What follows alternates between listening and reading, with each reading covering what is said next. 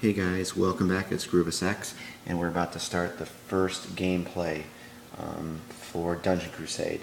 And welcome, and thank you.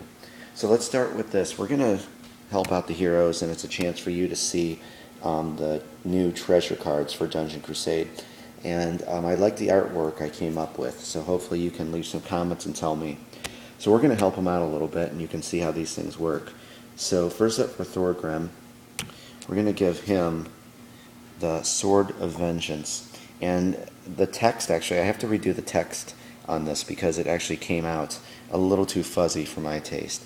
But what Sword of Vengeance does, it's an epic item, and you get to add 2 to your attack roll. And on a hit, you can do 1 extra damage. So there's the new artwork. And it's very simple, and I kind of like this. It's kind of like a retro, I don't know, I get like an old-time game feel with it, and I like that. I think it's cool. So we'll give that to him, starting off. And then next up, we're going to give him the Shield of Revenge. And this is an uncommon item. And as a note here, that it's, again, I have to redo the print. In Dungeon Crusade, there's only going to be certain heroes who can use the shield. For instance, the Barbarian, the Warrior, and the Cleric can use the shield, but no other classes can. So, and what this does is when a monster hits you, basically, you can give him 1 damage back. So if a monster, even if he tries to hit you, he's going to take 1 damage. So there's Shield of Revenge. And then moving up here to Caddy, she's an archer. So we're going to give her Bow of Wicked Force. And what this Bow of Wicked Force does is that you add +4 to the attack roll. And if there's like a monster in line, like say, let's do this real quick. Say she was targeting this wraith, and she was here. That arrow would go completely through and right to him. And if there was another one in that line, he would take damage too. So that's Wicked Bow of Force. So hopefully you're liking these new treasure cards and the design of it. And it says it'll be in right in the corner like little symbols. And the heroes are going to be allowed to equip 1 of each thing. So there's some that have, like for instance, there's an armor icon. So you can equip your hero with a weapon, a piece of armor, and then there's going to be trinkets, which should be up next. So she has Bow of Wicked Force. For our rogue there, this is Ring of Restoration. And what this does is on a hit, you regain 2 hit points. And it can be from a ranged or a melee attack. So you get 2 hit points back on a hit.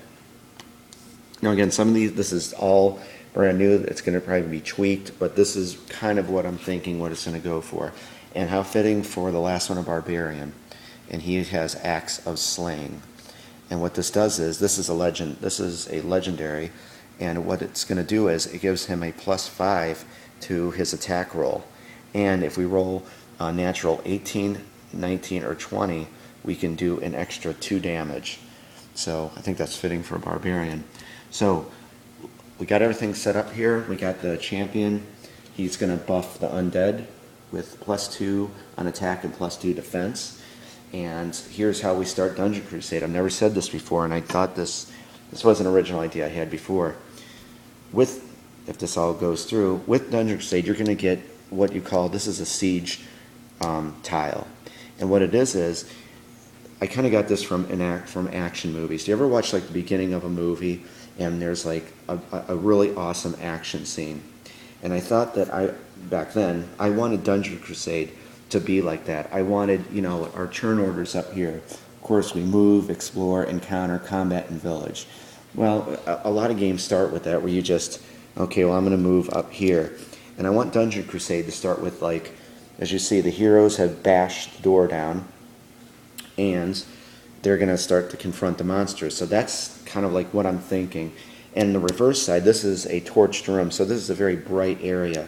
And the reverse side of this map is going to be a dark area. And it's going to be a real gothic theme, and everything's going to be dark. And you'll see what I mean when we reveal some tiles here.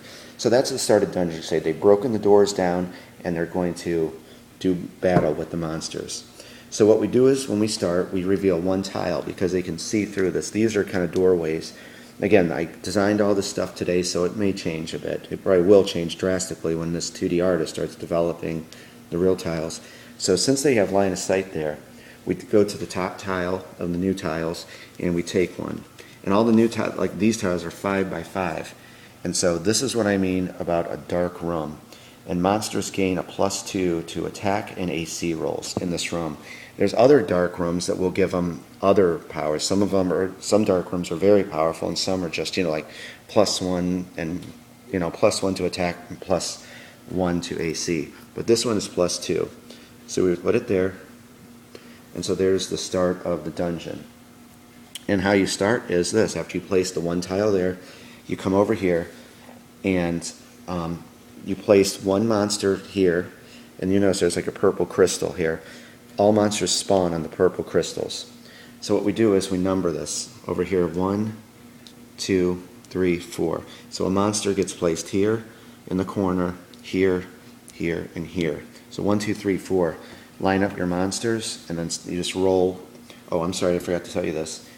As many heroes there are, that's how many monsters there is in the siege phase.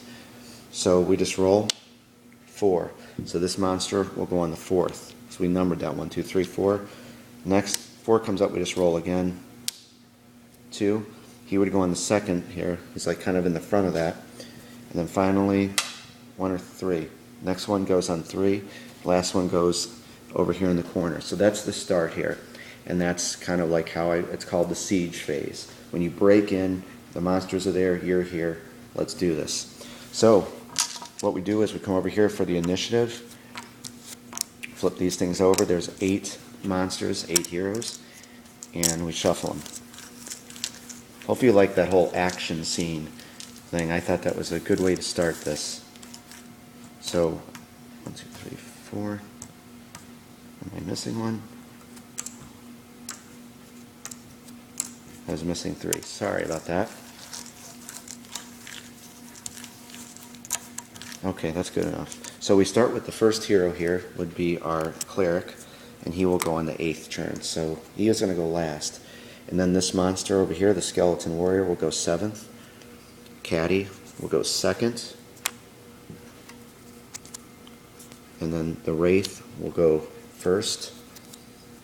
And then 5th for the rogue. Warrior skeleton will go 3rd. Followed by the barbarian will go 6th. And 4th will be the skeletal tomb guardian. So we can start. I think this is going to be one last part. And we come over here and we find the wraith gets to move first.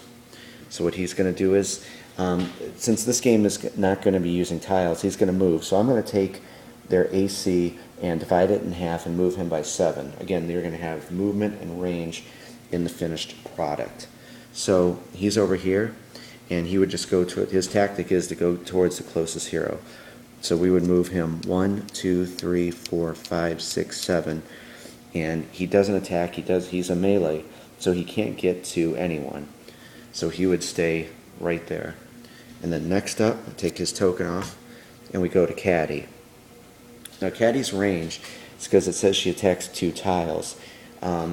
Again, I have to make these cards up here. I'm sorry I don't have those things ready. But we're going to say her range is going to be 8. And so what we're going to do is, she really can't use her bow right now. I believe it's that statue, and this is going to have line of sight. The statue's in the way, so we're going to move her over here. And she has a movement of 6. 1, 2, 3, 4, 5, 6. And we're going to take a shot at this skeleton warrior here. And she gets a +6 with this attack. And again, there will be all new power cards and everything. These are just placeholders. And she has the bow of Wicked Force, so that's going to add 4 to this. 2 and 10, that's not good. And so she misses. And so next up is going to be this warrior skeleton here, but I am out the 10-minute mark. So when we come back, warrior skeleton, and I think we can finish combat in the last part, and I will see you then.